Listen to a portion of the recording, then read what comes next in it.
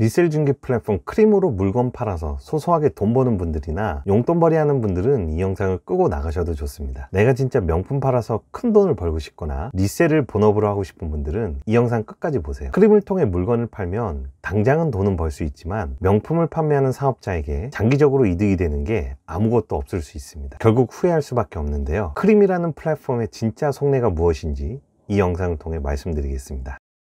안녕하세요, 메타포입니다. 크림은 명품을 파는 사업자를 그리 좋아하지 않습니다. 그래서 세 가지를 치밀하게 준비했는데요. 첫 번째가 판매자의 흔적을 지우는 거예요. 크림으로 물건을 팔면 판매자의 정보는 공개되지 않고 익명으로 판매가 됩니다. 즉 판매자와 구매자의 연결고리가 단 하나도 허용되지 않는다는 건데요. 익명으로 파는 게 뭐 어때서 라고 생각하실 수 있어요. 크림으로 물건을 팔다 보면 돈 말고는 진짜 남는 게 없다는 게 문제예요. 크림은 판매자의 물건이 정품인지 아닌지 확인한다는 명목으로 자신들에게 판매할 물건을 보내라고 합니다. 그리고 판매자의 모든 흔적을 지우죠. 마치 크림에서 판매하는 것처럼 재포장해서 구매자에게 물건을 보내게 됩니다. 명품 사업을 오래 하려면 판매 업체와 셀러 자신의 가치를 계속해서 높여나가야 되는데요. 그러려면 구매자들과의 접점은 반드시 필요합니다. 내 물건을 산 구매자에게 내가 운영하는 블로그나 인스타그램으로 이동시키는 게 중요합니다. 나의 고객들을 한 명씩 모아간다는 개념인데요. 크림은 이걸 허락하고 있지 않습니다. 그나마 머스잇이나 발란, 트렌비아 같은 다른 플랫폼은 판매자가 물건을 직접 구매자들에게 보낼 수 있게는 해줍니다. 크림하고는 다르게 구매자와 판매자 사이에 최소한의 연락은 허용해 준다는 거예요. 이때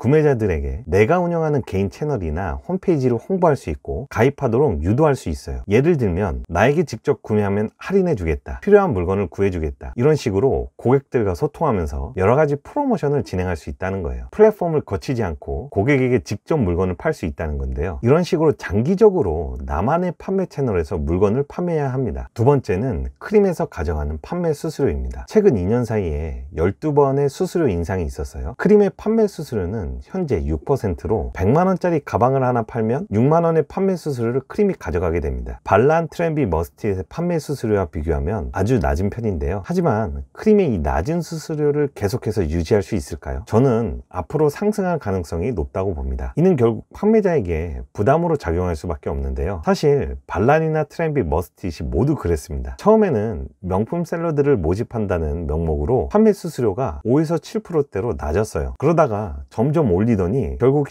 12%대까지 올리면서 낮은 수수료일 때 손해봤던 것을 메꾸는 작업을 하게 되죠. 현재 크림은 보관 판매다 뭐다 하면서 물건을 자신들의 창고로 가져와 팝니다. 창고 보관 임대료, 제품 관리하는 비용, 정품인지 확인하는 인건비까지 다른 플랫폼이 하지 않는 일을 크림은 하고 있어요. 이는 전부 고정비로 발생됩니다. 결국 다른 업체들처럼 서서히 수수료를 올릴 가능성이 높고요. 크림에서 판매되는 제품들의 가격도 점차 올라가게 될 겁니다. 100만원에 팔던 가방을 판매 수수료가 오르는 바람에 120만원에 팔게 된다면 소비자들은 거부감부터 느끼게 됩니다. 물건의 판매 속도는 점차 늦어질 것이고 결국 매출의 부진으로 이어질 수 있습니다. 이처럼 크림에서만 물건을 팔게 되면 갑작스럽게 판매 수수료가 올라갈 경우에는 사업에 큰 타격을 입을 수도 있습니다. 가능하면 다른 플랫폼에도 판매를 하면서 리스크를 분담하는 게 좋을 수 있어요. 세 번째는 크림으로 누구나 물건을 판매할 수 있다는 거예요. 제가 아는 여성분은 군대에 간 아들이 나이키 신발을 리셀한다고 맨날 집에다가 신발 박스를 보낸다고 해요. 나라를 지키는 현역군인도 크림에서 물건을 파는 시대에 살고 있는 거예요. 이처럼 사업에는 큰 뜻이 없고 평범한 리셀러들이 크림에 점차 많아지고 있습니다. 리셀은 누구나 쉽게 할 수 있는 거지만 명품 사업자 입장에서는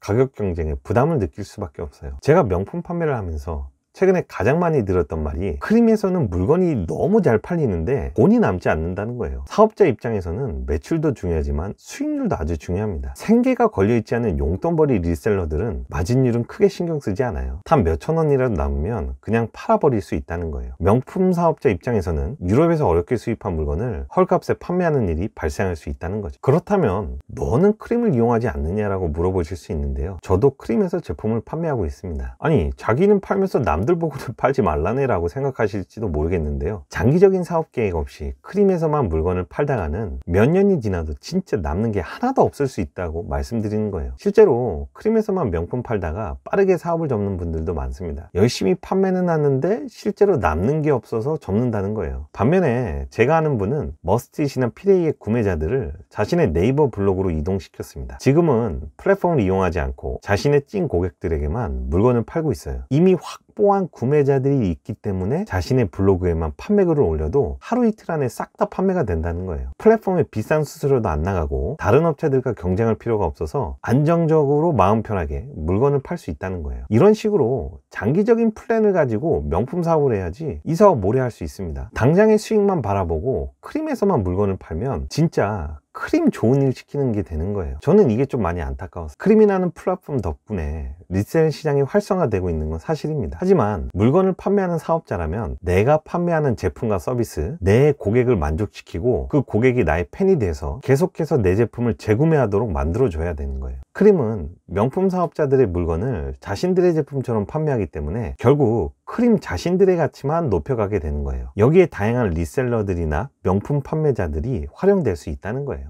지금부터라도 크림 판매와 더불어 다양한 명품 플랫폼을 활용해서 자신의 제품과 서비스를 제공해 보세요. 그리고 꼭 개인 채널도 운영하면서 나만의 찐팬을 만들어 가시길 바랍니다. 그래야만 장기적으로 내 사업, 내 고객, 내 플랫폼을 만들어 나가실 수 있습니다. 추가적으로 궁금한 점이 있다면 댓글로 남겨주시고요.